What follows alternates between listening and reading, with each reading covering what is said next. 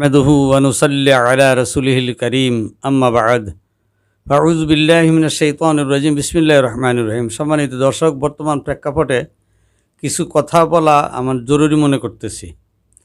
সেটা হলো যে ইসলামী অনেক দল, আমি কোন দল করব একটা বিষয়। আরেকটা বিষয়, ইসলামী দল যারা করে তারা সবাই কি সত্যি, এটা নিয়েও আমাদের কিছু প্রশ্ন আছে, কিছু বিভ্রান্তি আছে। এখন কথা হলো, এই মসজিদের ইমাম সাহেব একটা কথা বলবে, অন্য মসজিদের মাদ্রাসার খতিব সাহেব অন্য একটা কথা বলবে। এক এক আলেমের কথা একরকম হইতে পারে।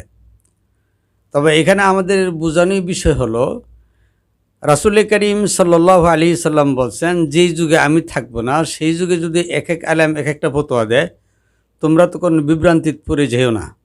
একাধিক হক্কানি আলেম যেটাকে রায় দিবে ওইটাকে তোমরা মেনে নিও। অর্থাৎ তুমি 100 আলেমের কাছে জিজ্ঞাসা করো সহি পথ খুঁজে পাওয়ার জন্যে, 60 জন আলেম যেটাকে রায় দিবে ওটাকে তুমি মেনে নেবে, এটাই হাদিস।